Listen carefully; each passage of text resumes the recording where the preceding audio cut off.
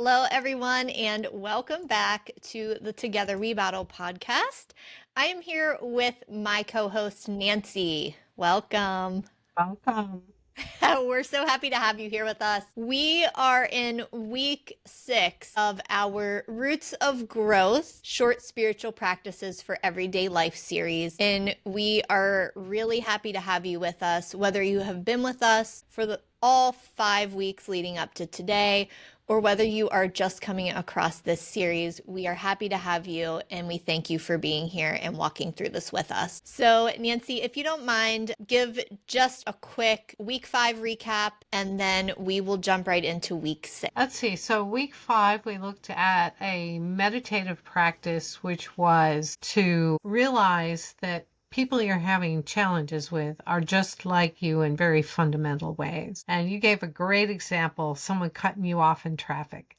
This person wants to get where they want to go, just like me. But the point is not to impact the other person, although I think spiritually there's a way in which it does, but to more change ourselves so that we are not stuck in negativity, but recognizing the humanity of others just like me. Yeah, very important all days of our life, I guess you would say. So if you're interested in that, please be sure you go back and listen to that one if you're needing some help in that direction or in that space. But today we are on week 6, and today's topic and practice, I will let Nancy take it away so we can learn something. All righty.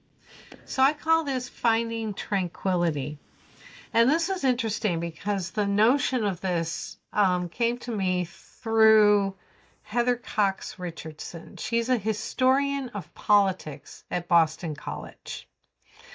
And she posts most nights an essay. And this comes from her October 1st, 2020 post. And I'm just going to read this because there's some brilliance in here. So here's Heather Cox Richardson.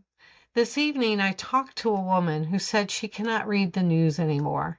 It's all just too much. Me speaking, yeah, there's a lot of chaos in our world. Back to Heather Cox Richardson. If you feel this way, please understand that it is fine to look away when you need to. Me, absolutely brilliant. Yes, spot on. Back to Heather. We are already exhausted and we're entering a period that's going to be chaotic. Even a normal campaign year is crazy. The current chaos is designed to make you helpless about creating change so that you give up. To combat that, look away and recharge your batteries. Me. Well, duh. Okay. Back to Heather. Focus on things that ground you. Family, friends, pets, gardening, movies, books, biking, church, whatever works. Me. Yeah, that I use that phrase a lot. Whatever works. Brilliant, right? Back to Heather. Just come back when you can. And then she ended it with remember to vote. But in here is a deep spiritual truth, right? Overwhelm is real. So what do we need to do? We need to pull back. Mm-hmm. We need to find a space of tranquility. Now, it was really interesting because just after this came out, it was one of those gorgeous fall days, sunny, cloudless, leaves were turned, just a perfect fall day. And my husband packed a picnic lunch, didn't realize that, said we're going for a ride. And he took me to a state park. And we were sitting at a picnic table, we were eating our lunch, we were looking at a pond. There were fireworks of yellow and gold and orange and red showered from the canopy of trees. Just a little bit of breeze, not much. The ducks and geese were singing their songs, the wind just softly rustling. Tranquility reigned. We had a quiet conversation and just lingered at this space with this beautiful tableau before us. And it was so rejuvenating. And I remembered Heather's words, pull away, just don't leave, just don't give up. Recharge. So then the question comes, where is our place or places of tranquility? What do we need? Do I need, for instance, to put the phone with its wonderful myriad of apps down an hour before bedtime? Will that help me enter into that space? Do I need to go on a walk?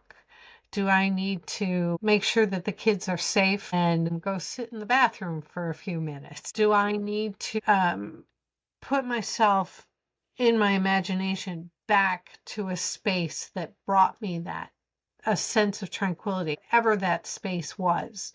Looking at a garden that I'd finished working on, an image from a favored vacation. What is it that I can call to mind or take myself to that offers that tranquility?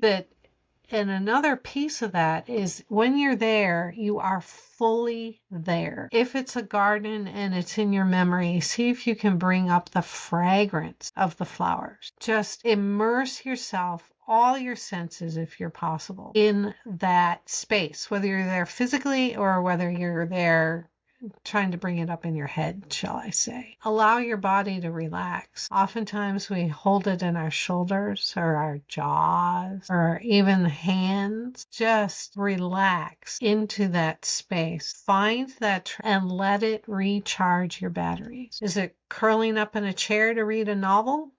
Will that give you a piece of that?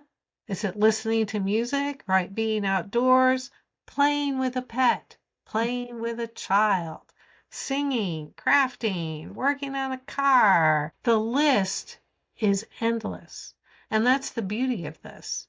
You can either engage it or you can bring it fully to mind, fully inhabit it, and allow yourself to just do that. If you're not expecting a phone call, put your phone on silent. Don't answer the text. There's an I used to tell my kids when they were much younger, you can interrupt me after you call 911. That is so Otherwise, good. I need this space. I need this time to rejuvenate. Is it taking a nap? Or is it activity? It doesn't matter. The point is find something that will you can engage fully, just be present to, that's it. And in that presence, find a point of tranquility. And as you do this with more frequency, it will get easier to do. And so that moment of tranquility can come from a handful of breaths if needed. So, yeah, just look for that, bathe in it. And the challenge is to return to the activity that you're engaged with some awareness of this tranquility and knowing what you can or cannot do in a chaotic moment, right? You can't control someone else. Sorry, wish we could, but it doesn't work that way. So you've got to realize that oftentimes what you need to change literally is your approach, but you can't change an approach easily when you're in, as a mentor of mine called it, funky brain.